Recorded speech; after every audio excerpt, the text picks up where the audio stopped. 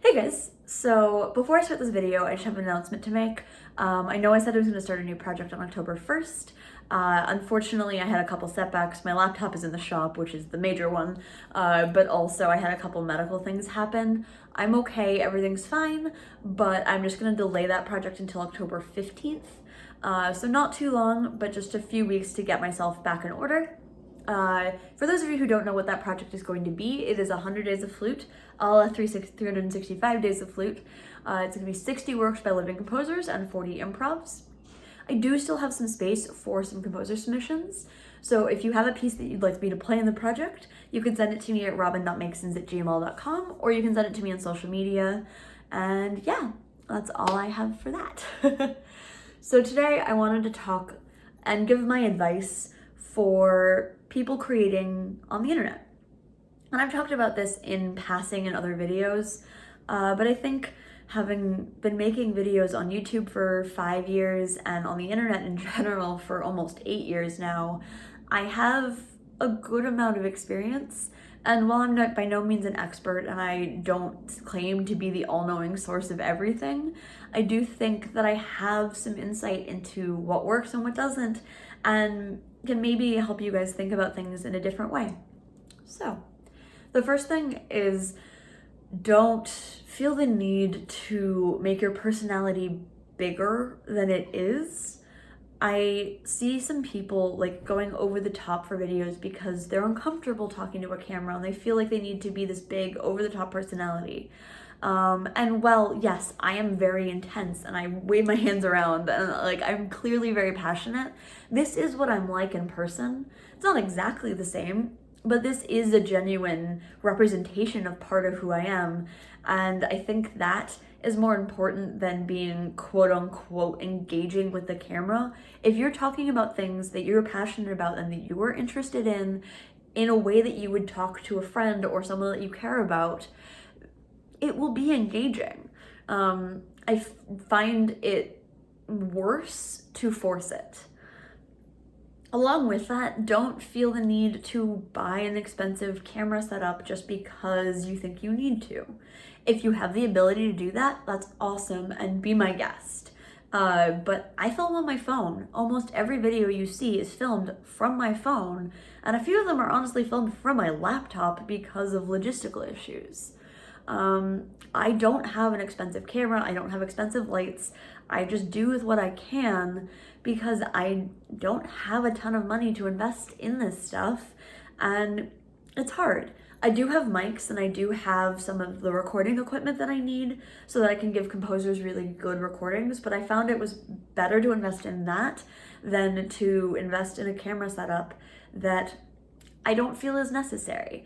And yes, my videos could be better quality, but that's not really what you guys are looking for. You're looking for me to talk about flute and for me to talk about what I care about and what I think is interesting and play good music. And clearly that's working. So don't feel like you have to go spend more money than you have to get a setup that is perfect. Make do with what you have and you can piece it together, and that's not a huge deal. Along with the being genuine and all that jazz, talk about the things that you're interested in. Don't create content for what you think your audience wants. Create content for what you want to make. My most popular videos are the ones I am most proud of and was the most excited to make. The ones that I made because I thought I should, or that I thought like my audience would want me to make, are the ones that really didn't work that well and don't have a ton of views or a ton of engagement. The ones that I like put my heart and soul into are the ones that worked. And so for me at this point, I don't make videos I don't care about. Obviously, if someone asks me to make something, then I'll try to do it. But if it's not something that I'm particularly interested in, I'm not going to. And of course, don't feed the trolls. It is so hard. I am very, very guilty of feeding trolls sometimes. I don't have the thickest of skin, I will admit, and if you do, more power to you and I commend you. But do your best to just not engage. For me, I just kind of screenshot them and post them to other social media to kind of have other people be snarky for me. Not to on my channel, but just in my comments kind of thing. I block out names and everything like that and don't say what video it's on, but just kind of a way to vent. Or I'll send it to my boyfriend or a friend of mine, just being like, can you believe this dude or this person? Like why? It is very, very difficult, and it will be really hard not to take it to heart. But the best you can to just ignore it is obviously the best. Same with the dislikes. Honestly, they help your engagement. Bad comments and like rude comments and dislikes still help your engagement. There's still comments and there's still like engagement with the video. So honestly, at this point, I'm like, oh, cool. Like, thanks for the boost in the algorithm. Like, it does help you. It's a little hard to wrap your head around, but eventually you kind of become numb to it and it goes, okay, cool. Some person took the time out of their day to dislike this video. They really had strong opinions about it. Or about me, or about whatever the video was. And cool, fine. It's very difficult, and I understand that, but try not to let it get to you. And the final thing I think that I want to talk about is like streaming and concerts.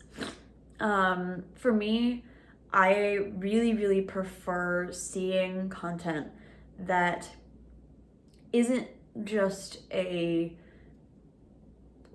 in-person concert ported over to the internet. I've talked about this a million times, but create for the medium. There's a reason that I have this set up and I do it the way I do. I'm inviting you guys into my living room and inviting you guys into my world a little bit so that you get this little glimpse of what it's like. And while you don't have to do that, I think creating a setup and creating an ambiance and a vibe is really important. And then also doing something that you couldn't just do in person. Live stream concerts are awesome, and I don't think they should go away. But I really do appreciate the ones where people really thought about the fact that it was an internet concert and not just a concert in a hall. They thought of a way to make it engaging for the internet user. And they thought about the fact that it was a live stream and they could have live comments and they could do something really interesting. I think my favorite concert that I've seen that was a live stream concert was a Splice Institute concert. And yes, I am the social media coordinator for them, but this is unbiased, vaguely, I think. But they did a live stream concert where Adam Vidixis, the percussionist for Splice Ensemble and one of the board members, invited other people to join him. And yes, there were some technological issues, but it was incredibly cool to see them creating over the internet in different places across the country. And I loved seeing it. And despite the fact that it didn't work completely, they tried something. And that was the most exciting thing that I have seen through this entire lockdown quarantine period, because they actually tried to do something that you wouldn't have been able to do in person. And that was super, super cool. And can you tell how much I loved this concert? So yeah, I really, really, really appreciate it when people create things for the internet and not just put it on the internet. And I can talk about this till I'm blue in the face, and I will not, because you guys have heard this a million times. But yeah, creating for the space. You program things based on the venue. You program things that are more intimate and quiet because you're in a smaller venue and you can, and you wouldn't necessarily like have an incredibly quiet piece that's unmiked in a space that is incredibly loud and boomy, and you like are gonna have people talking through it. Like you wouldn't play it in a bar kind of thing. There are programming things that we all do based on the venue. So the internet is a venue. Use it. Yeah, I hope this was interesting in some regard. It's unfortunately going to be a one-take wonder because I don't have editing software. So it's kind of an old school ramble video. Cool. If you liked it, please give it a like. If you're new here, subscribe, and I will see you guys very soon.